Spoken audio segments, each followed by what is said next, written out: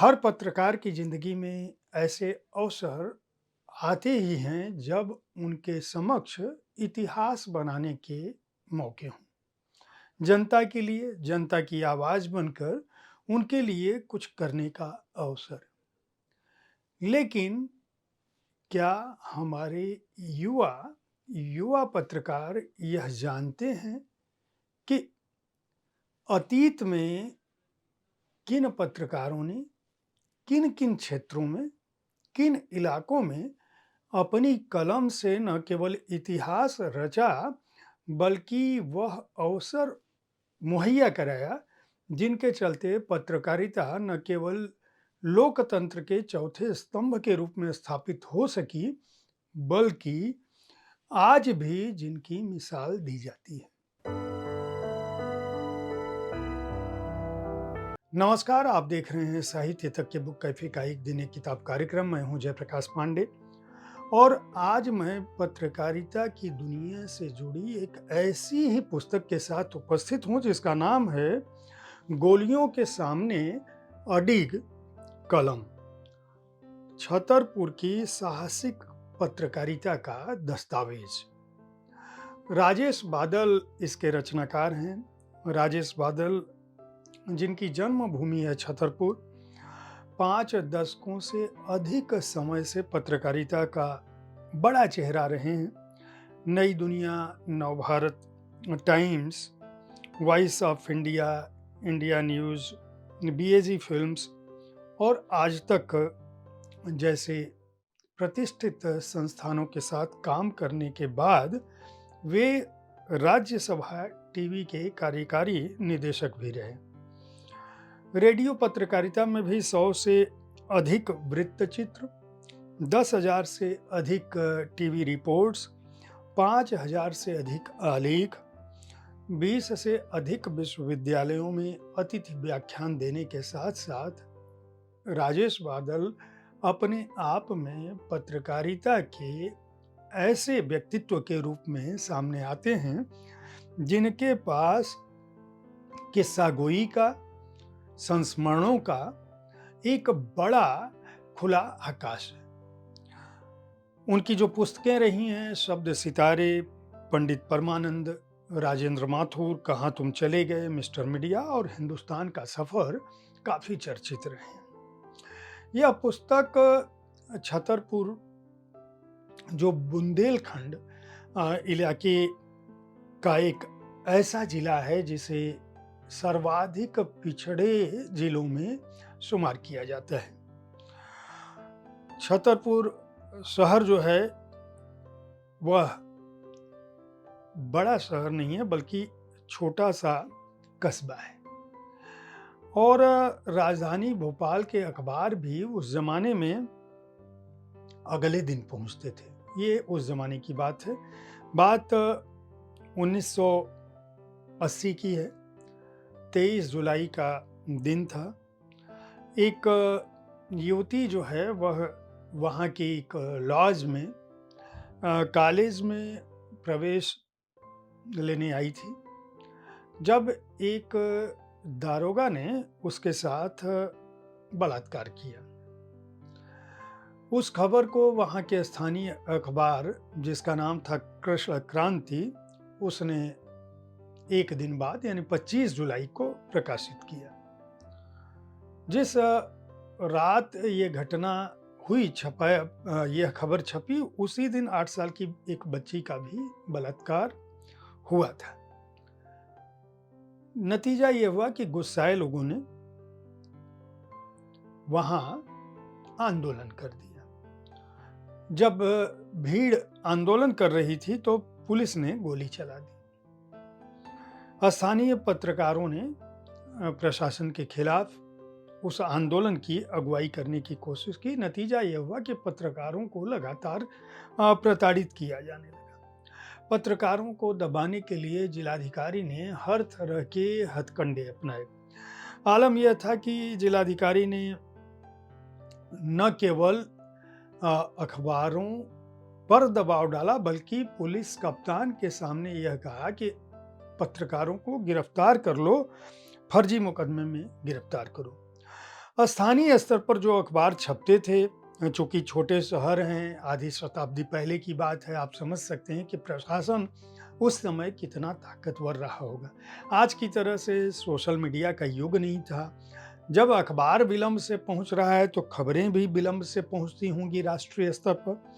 और जिस ज़िले में बिजली नहीं हो, जिस ज़िले में बुनियादी आवश्यकताएँ पूरी ना हो रही हों, उस ज़िले में पत्रकारिता, आंदोलन, न्याय की बात करना कितना कठिन रहा होगा, वह भी जिले के मुखिया के सामने। नतीजा ये था कि एक तरफ जो सामंतवादी व्यवस्था से वह इलाका जूझ रहा था, दूसरी तरफ गरीबी प्रचंड स्तर पर थी, तीसरी तरफ बदहाली का आलम था, सरकारी बदहाली का। और उस दौर में इस घटना के विरोध में लोगों का एकत्रित होना, पत्रकारों का समूह बनाना, पत्रकारों के खिलाफ मुकदमे होना और आंदोलन करना, ये सारे पत्रकार उन सपनों के पीछे भाग रहे थे जिन सपनों से राष्ट्रीय स्तर पर पत्रकारिता बन रही थी। जयप्रकाश नारायण का आंदोलन बीत चुका था, संपूर्ण क्रांति हो चुकी थी, देश में एक बार बदलाव हो चुका था।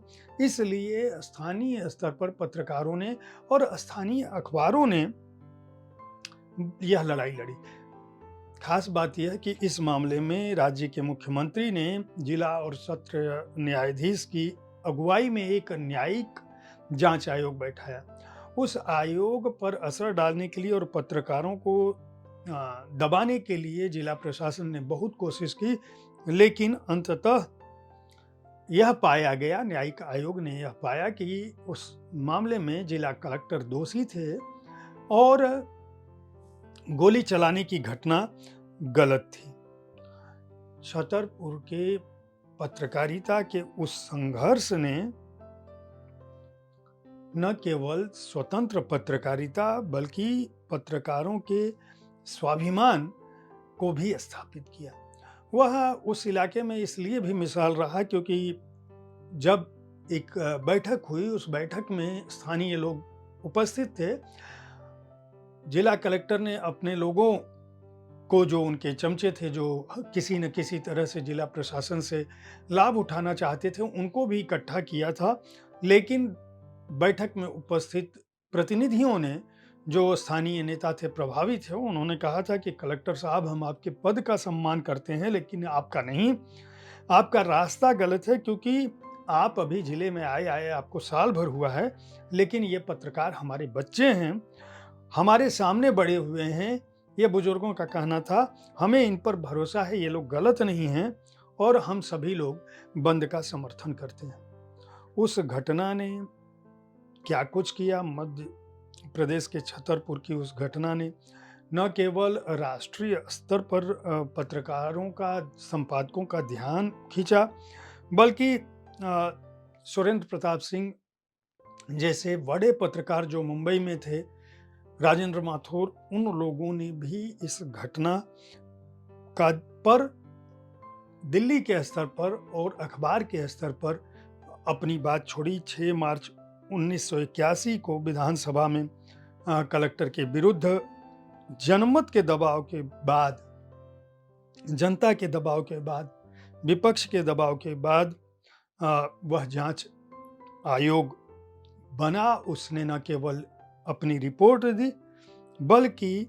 तमाम दबाव के बावजूद युवा पत्रकारों ने वह मिसाल कायम की जिससे निकलकर राजेश बादल जैसे पत्रकारों ने राष्ट्रीय स्तर पर अपनी छाप छोड़ी।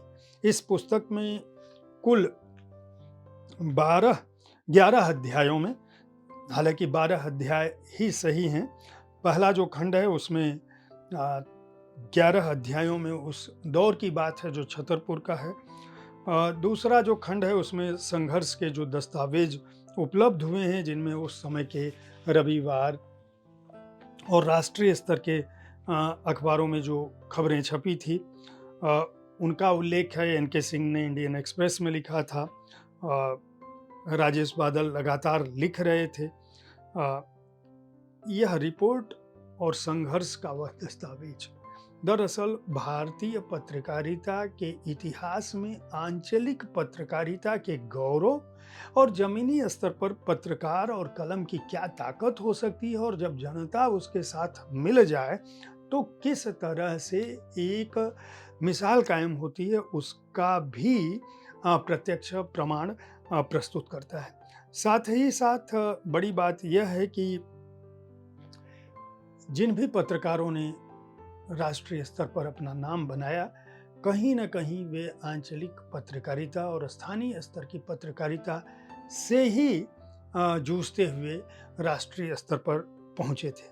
तो जो नए बच्चे हैं उन्हें, और पत्रकारिता के जो छात्र हैं उन्हें यह समझना चाहिए कि जब तक आप ज़मीन पर नहीं उतरते हो, जब तक आप ग्राउंड रिपोर्टिंग नहीं करते हो, तब तक आप पत्रकारिता के क्षेत्र में कोई मिसाल कायम नहीं कर सकते।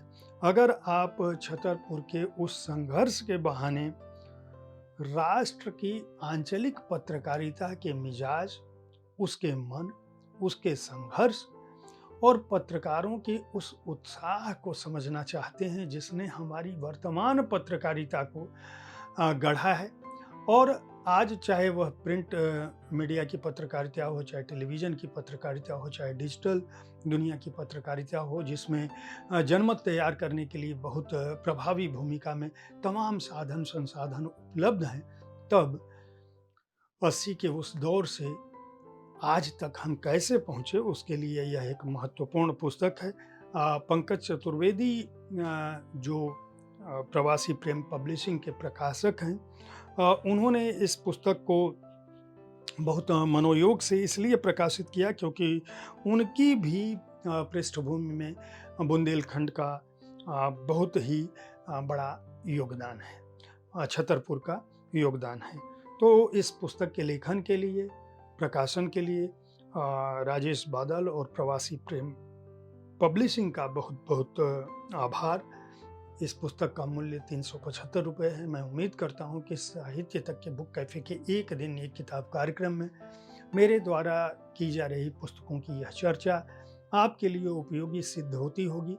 हमारी कोशिश होती है कि हर दिन मैं किसी न किसी ऐसी किताब के साथ आपके समक्ष उपस्थित हूँ जिससे आप अपनी पसंद की विधा विशेष की पुस्तकों का चुनाव कर सकें।